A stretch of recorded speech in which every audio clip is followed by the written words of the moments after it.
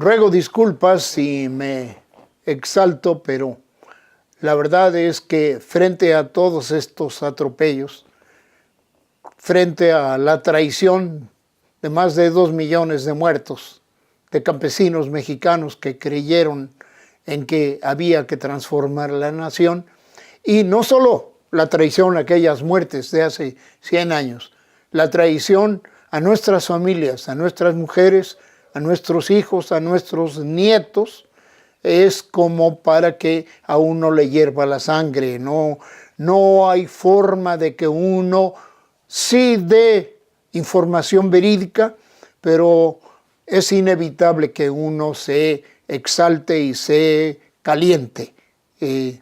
Entre otras cosas, pues hay que recordar que efectivamente, después de la reacción popular en 1988,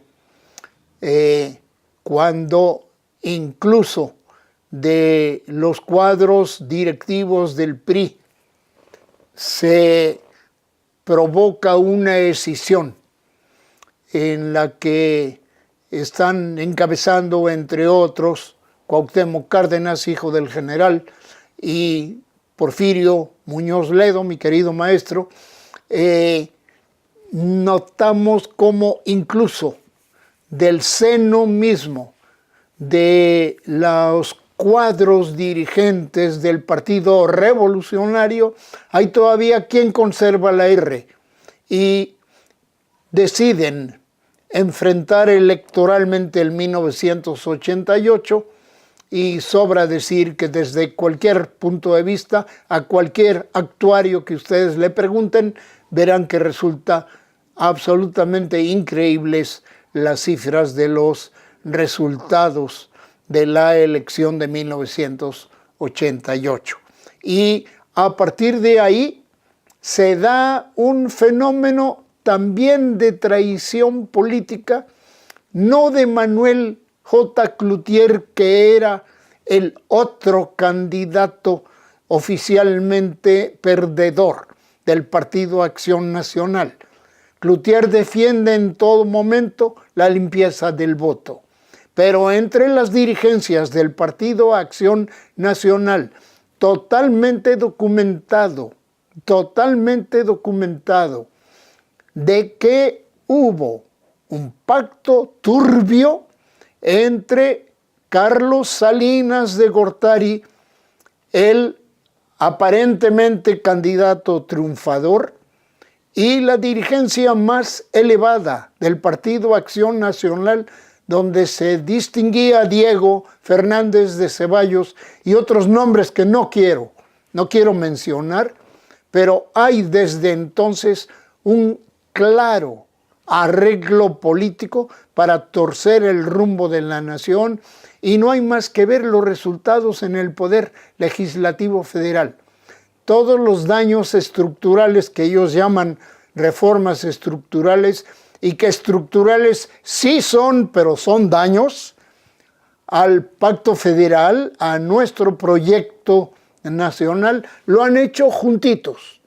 Desde 1988 hasta la fecha, incluidas estas últimas llamadas reformas, la energética, la laboral, la educativa, juntitos han votado sistemáticamente PRI y PAN a la limón, como yunta de bueyes, con la miscelánea corrupta, venal, que ya conocemos. No quisiera entrar más en detalle, pero ahí hay un fundamento de carácter político partidario, que es lo que nos ha llevado, no al mal humor social, que suena hasta elegante, no, al verdaderamente enfurecimiento social que traemos todos de ver cómo están traicionando los grandes intereses nacionales. Y el fundamento económico fiscal es este nudo que hay entre el régimen de ingresos, es decir, la fiscalidad famélica y torcida, además perversa, con la exportación del petróleo en crudo, negando la posibilidad de que se petróleo se transforme en México para beneficio de los mexicanos. No tiene absolutamente ninguna lógica que estemos mandando de los 2 millones promedio diarios de barriles que se extraen del suelo de la madre tierra mexicana. 2 millones de barriles diarios, estemos exportando más de 1 millón de barriles que deberían ser transformados en México para nuestra movilidad. Es inaceptable que se vaya nuestro petróleo en crudo y que regrese en gasolina refinada en otras especies, en otros territorios. No es posible que la última refinería sea la de 1979 en Salina Cruz, la cual curiosamente se incendió hace poco, y que no pueda hoy Petróleos Mexicanos surtir a las gasolineras de la movilidad mexicana ni el 30% de lo que se consume nacionalmente cada día. Estemos importando el 70% de gasolinas refinadas en otros lados y en muchas ocasiones con el propio petróleo crudo mexicano. Como dice un clásico, estamos exportando naranjas e importando jugo de naranja. Es verdaderamente inaceptable que eso ocurra. Y no puede ser, además, que nos digan desde la propia dirección de Petróleos Mexicanos que lo que pasa con las refinerías es que no es negocio. Y en cambio hayan subido el precio de una manera insultante, nos hayan dado a todos la bofetada del gasolinazo, ahora le llaman liberación de precios, pero es la misma canallada. No es posible que sigamos en México sosteniendo una economía totalmente torcida desde el propio Estado mexicano, desde el legado que nos ha dejado Carlitos Salinas de Gortari, el muchachito que convenció al presidente Miguel de la Madrid de cómo debíamos torcer el rumbo hacia el neoliberalismo. Eso nos ha llevado, primero, a que en la propia administración de Carlos Salinas de Gortari aparezca que se reduce la gran deuda mexicana. ¿Y saben cómo se reduce? A partir de vender nuestros propios activos nacionales. Toda la industria paraestatal, toda la producción nacional, a haber vendido Sicarza es imperdonable si consideramos lo siguiente. Sicarza fue construida, la siderúrgica Lázaro Cárdenas Las Truchas, fue construida desde el Estado mexicano con dinero público precisamente para que las pequeñas empresas metalmecánicas tuvieran el insumo del acero mexicano garantizado. ¿Y qué pasó? Se vendió a ArcelorMittal, un magnate de la India, y hoy ArcelorMittal procede legítimamente, hay que decirlo, como cualquier empresario privado.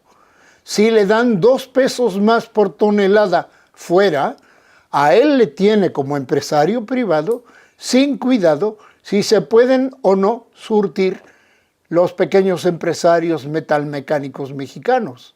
Él está para tener utilidades, no para resolver lo que era el fin último de haber creado, constituido, construido Sicarza.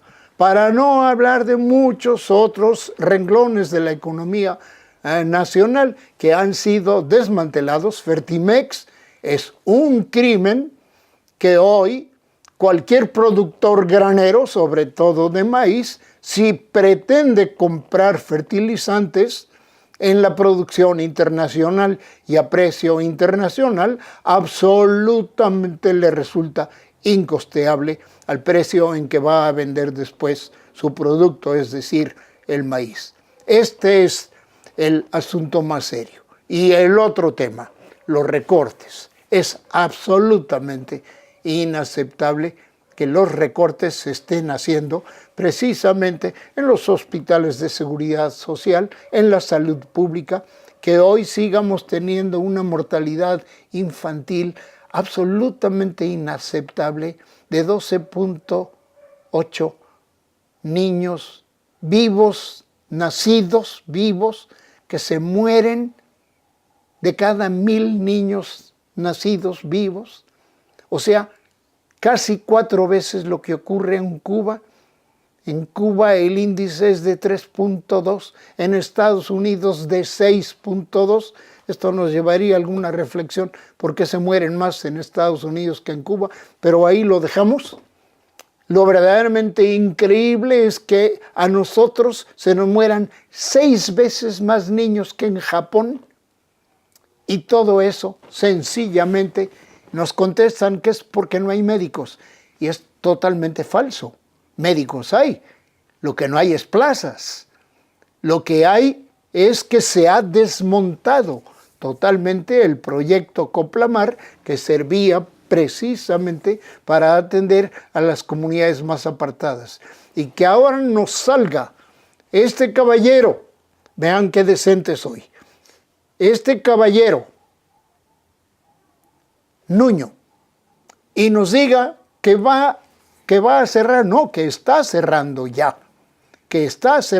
y tenemos los datos de por lo menos 3 municipios del estado de Jalisco, donde ya están cerrando las escuelitas multigrado, a los niños más apartados, los niños más desfavorecidos, son los que se están quedando sin escolaridad. Y tienen el derecho. Y esto es lo que verdaderamente enfurece. El Estado mexicano solo tiene una razón de ser, es el tutelar los derechos de su población. La obligación del Estado son los derechos de la gente. Y los derechos de la gente son automáticamente la obligación del Estado. Y hoy el Estado mexicano no está cumpliendo su obligación. Y tenemos aquí en Jalisco, muy respetable, un secretario de Educación que nos dice paladinamente que no puede hacer lo que está obligado a hacer. Y no lo puede hacer porque no tiene los recursos. Y no tiene los recursos porque la federación se ha petrolizado y ha torcido totalmente el rumbo. Ya es hora